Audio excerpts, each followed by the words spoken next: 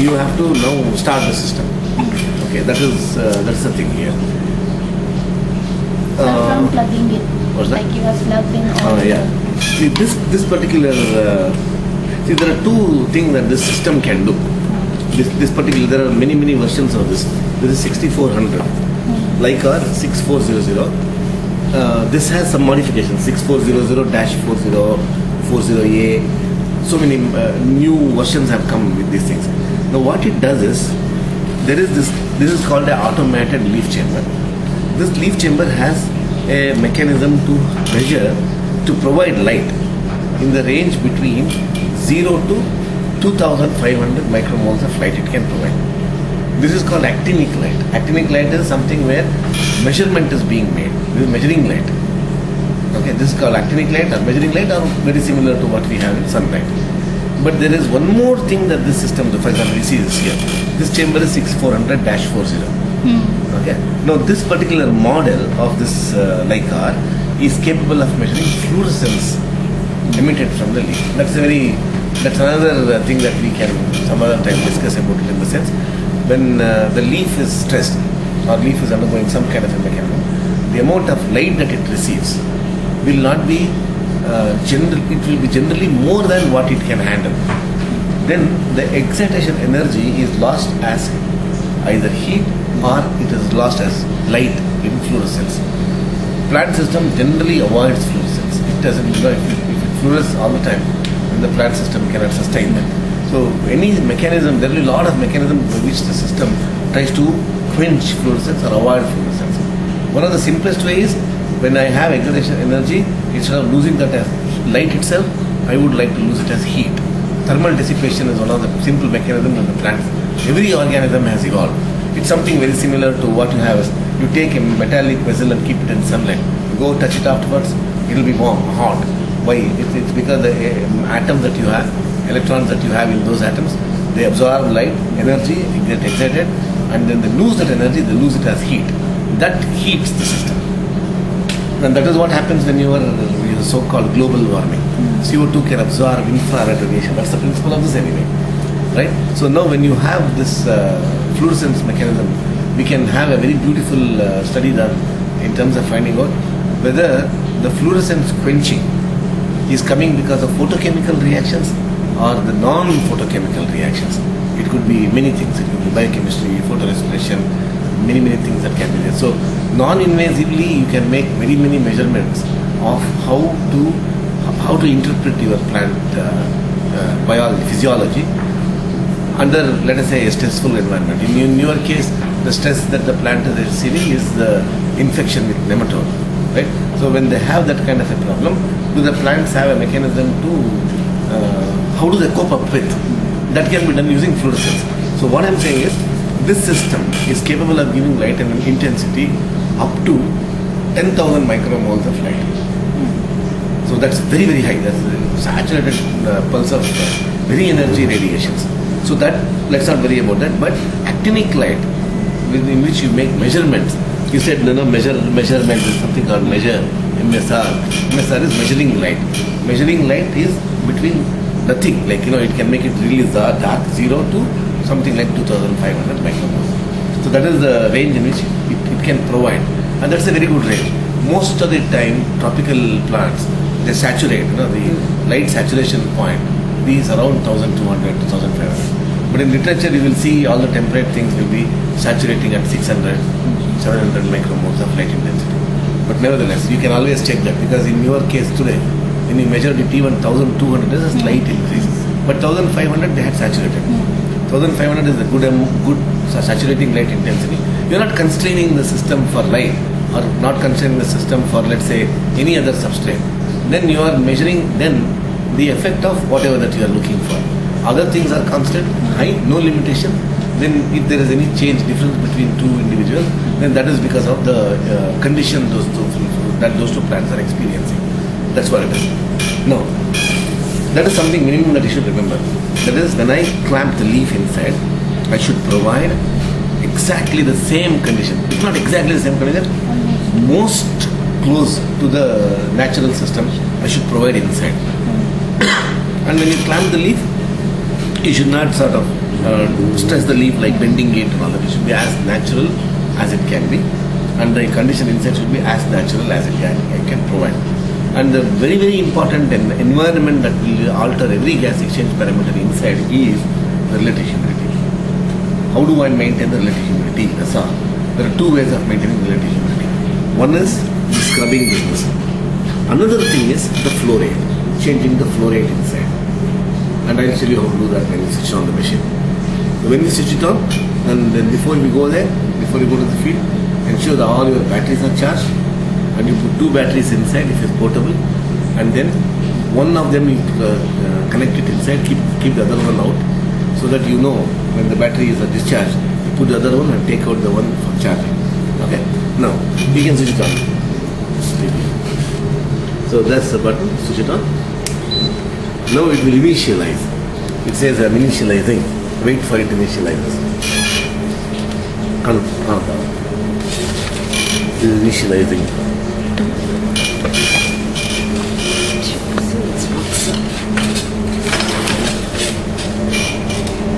Yeah, now it is.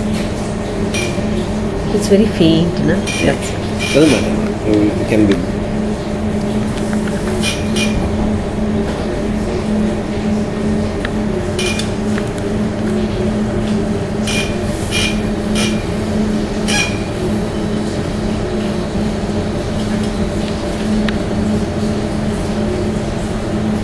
Yes.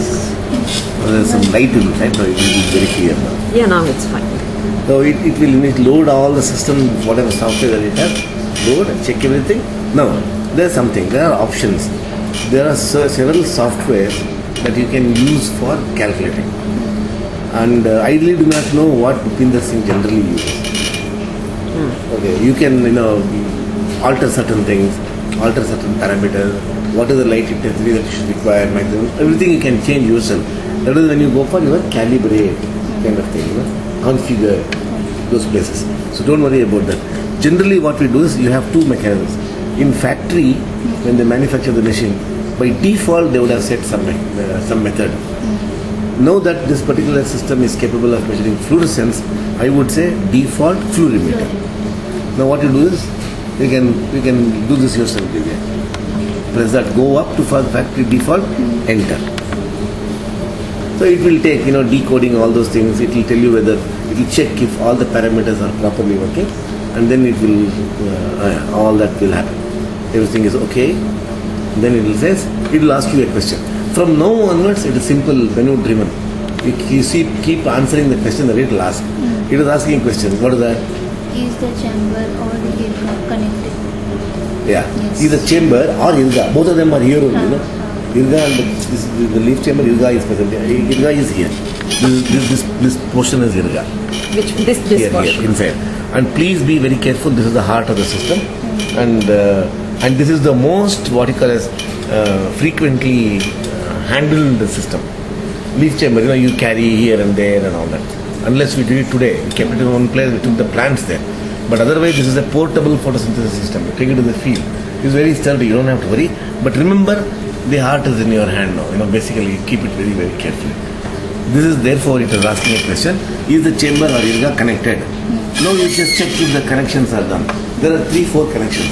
This is for the fluorescence. Which one? Okay. This particular. Okay. I mean, you cannot make a mistake because these are all very specific male-female joints. It's impossible. You cannot put it other way around at all. They don't hold on. You don't. And then there is this one which will take the IRGA information to the computer. This is a maybe there are 32-pin cable. This is, and then there is another, and there are 2 tubes. These are cables which are wires, electronic communication. But there are 2 tubes. These tubes, one with a black jacket, and this black will go for this black. This without the black will go for the other one. But again, you cannot make a mistake because this is again the male-female kind of a mechanism. Now, this black one is a reference tube, and the one without the black jacket is the analysis tube.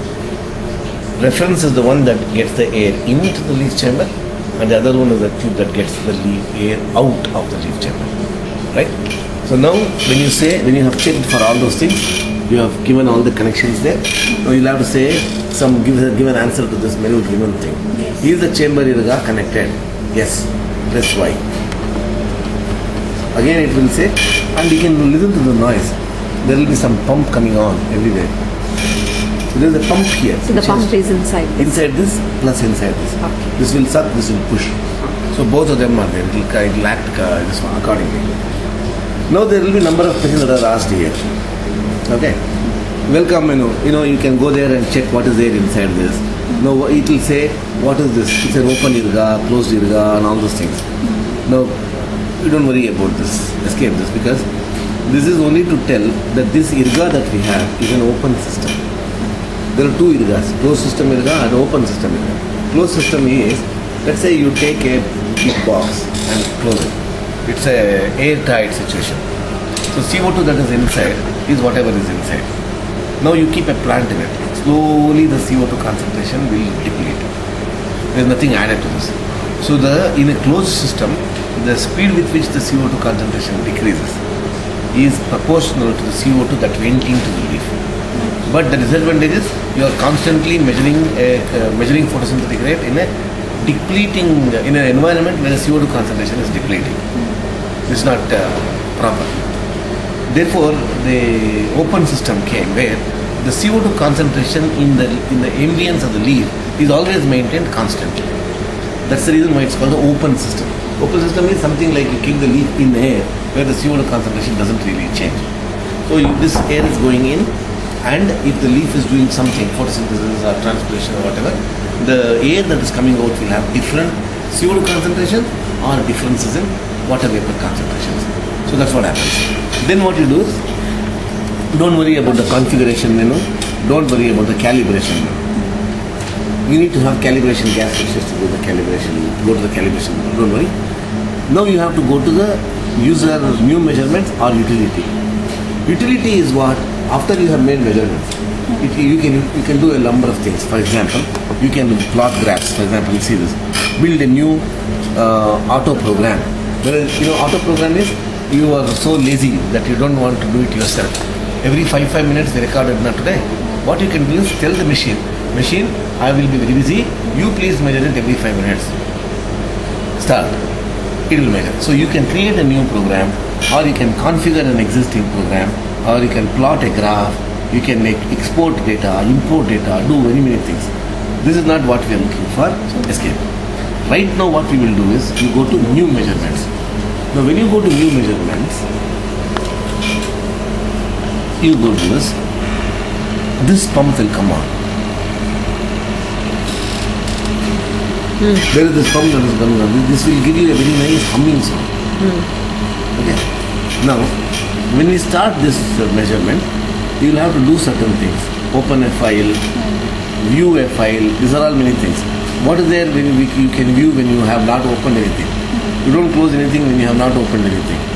You cannot add anything, because first thing that you should do is open a log. But before that, because you do not calibrate the system, you have to do match the irga. Okay. Match the irga is not a good idea all the time. Calibrating the irga is a very good idea. But generally we don't calibrate, so we make the match. Now what is that match? Wait for the CO2 to become same between the reference and the sample, for which you should close the system. You close the leaf chamber. Now you will see that there is 1000 and all that. 1000 ppm CO2. See this? We are in a room and the tube is inside the room, and these rooms are closed and we are breathing, and that's about it. So there's tremendous amount of CO2. So generally when we make measurements on these things and when we explain to a class, this system doesn't respond properly. In a class, practical class, you can never measure properly because so many of us are breathing. There will be a lot of fluctuations of CO2. So this will cause a lot of problems. So what is best is take this tube, put it outside. That is what Prakash was trying to do, and he broke some jar. Now he put it outside. It should get recorded. You put it outside now? No, it's here only. It's here. Not necessarily. Now it's only showing. So you can see that the atmospheric CO2 now in Delhi is around 390 ppm. Come after 25 years, it will have become 430 or 40, whatever it is. You don't know. Maybe it will be earlier than the next 25 years. So when you sit like this and tell your students some 20 years later, Prakash, you will say, when we were doing PhD, it was 400 ppm, now it is 450 ppm. God bless you. So then now what you do is you open a log file. Okay. Open a log file. It will ask you what you want to open it as. I prefer it. I mean, each person has his or her own way of naming a file. My way is that you write what it is. Today what you wrote was brinjal, MSP and date, today's date. If you put the date and if you put what you're doing, you can never miss that file in terms of archiving it, retrieving that whenever you want. That is very important. Now, let us say you open some file.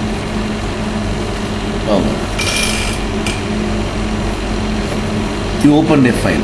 But before that, what we need to do is we have to give certain conditions to the leaf chamber. Now, there are some of these files where which is associated with opening a file. Okay? And the second page has some kind of control mechanisms. These are all measured parameters. Okay? Flow rate. What you need to do is you need to go to the flow rate. The logic behind remembering this is simple. You cannot remember instruments like this is the first step, second step, and all. It's very difficult to remember. If you have a chart which you can follow, you have protocol, yes. But I don't believe this protocol. But remember that when you are measuring photosynthesis, you should keep the conditions constant. One of the most important conditions is relative humidity, light intensity, temperature, and the CO2 concentration. These are the measured parameters. And the flow, fifth one. These are the measured parameters. Measured parameters must be monitored very carefully. Now what you do is, therefore go to this place and fix the flow rate. Under what circumstances do you want to change the flow rate? It's something like this. If there is more CO2, let us say, in this room, which can happen when a lot of people are breathing, you need to have a better exhaust to remove the build-up of CO2 inside. Or if there is only one or two people working in this very big hall, then it will take a very long time for it to build the CO2. You don't need a very big exhaust. Logic? No. Flow rate is an exhaust which will now flush whatever is there inside the leaf chamber and allow the entire thing to circulate. Now you will require a larger flow rate if transpiration rates are high or if the photosynthetic rates are high, or both. Generally it will be both. Now why do you have to flush that if the transpiration rates are high? If the transpiration rate is high, let us say there are very quickly transpiring plant species like, let's say, sunflower. It loses a lot of water, transpires very heavily. Now you put that leaf in a small volume, it will saturate the entire air in a very quick time. If the air is saturated with water, then it will come into the irriga, then it is very bad for irriga. Water is very bad for irriga. Then it will give you an alert, like, high humidity alert is what it told you. Therefore, you need to now get rid of that. Now how? One simple way is flush it very quickly. Increase the flow rate. You can increase or decrease the flow rate depending on what is the metabolic status of your leaf. That is what you have to be very clear of. So you change the flow rate. Okay? Go to that and press that flow rate. Flow rate is 500 ml per second. Micromole per second or ml per second, both are same. ml per minute is same.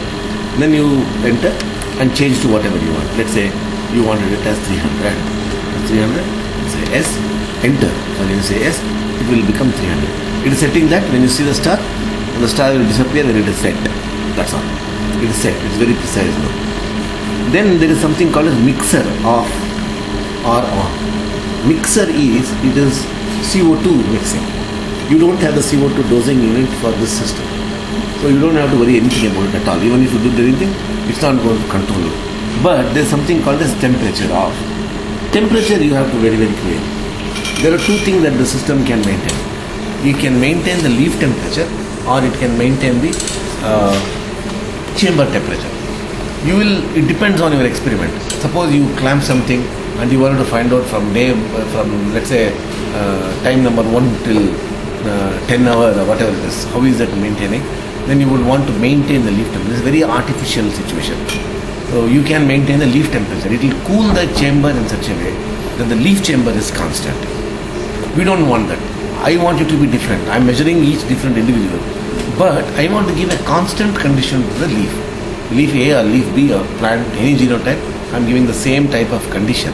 Therefore, what I will do is, I will put the same amount of, keep the same condition. One is RH, I changed it by flow rate or by scrubbing. CO2, by putting the CO2 unit, you don't have it, therefore you are keeping the tube outside. Flow rate you changed by the flow rate monitor meter. Now you are taking the temperature constant. How? You have Peltier cooling systems on this machine. When you say go to this temperature, none, that is no control at all. But I want to control the block temperature. Go to the block temperature and enter it and tell whatever temperature you want, 28, 32, whatever it is. But when you say yes to this, ensure that these Peltier cooling fans are coming on. That is one thing which you have to very clearly see. When I say yes, so it's working. So temperature is maintained. The other thing then is that you have there is light. So light intensity you can measure. You can say this is shown. Here you see this. Now when you whatever you want, you have 2-3 things here. P quantum, F quantum, and then track power out. There's something there. Now what does it mean? P quantum is photosynthetic quantum intensity. F quantum is fluorescent quantum intensity. Don't worry about the fluorescent because we're not measuring anything. We're measuring photosynthesis. Control millivolt, R is equal to 0, B is equal to 1000. There's something like that. This is an electronic way of telling what is the light intensity. B is 0 light. And something is 1000. R is 0 and B is 1000. Some way of doing it. Otherwise, there's something called a track. This control you don't never select. This is electronics. So they do that when they calibrate the system and all that. But track power out is what is there. There is another way of very beautifully controlling the system, what to give inside. There is a sensor here. This is called a quantum sensor. These are all pyranometer sensors. These are very spectrally selective. This measures the intensity of the radiation within photosynthetically active radiation range, which is 400 to 700 nanometers of radiation. So it measures it.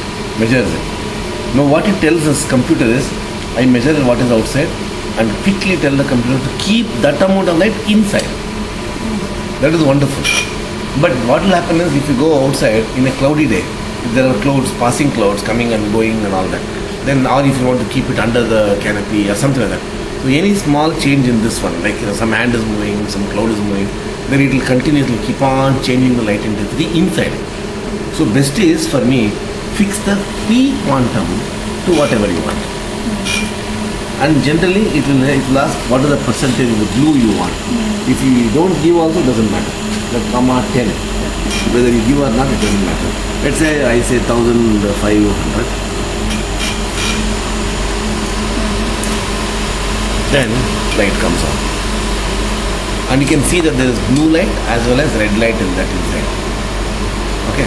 So this is something which will, the system is set now. Now what you do, don't worry about anything else except now, go keep the leaf inside and clamp it. This clamp is press, leave it, and then press. You'll see here a click, and that's about it. There is one more knob here. This knob will tighten or loosen the leaf chamber. If it is loose, it is not airtight anymore. You can see that there is a gap that is formed between the pads here. So then this will leak and nothing you will be able to measure properly. But when you are not measuring anything, it is always appropriate to loosen it and keep it, so that your pads are not pressed all the time and they don't lose the tension. But when you are starting measuring, you tighten it in such a way that you don't see any more gaps between them. When you lift it, it doesn't show. That's all. So you're ready to make measurements, right? So once you're ready to make, you can keep it like this, but if you keep it outside like this, there's a possibility that the dust will go inside and sit down and mess up all these things.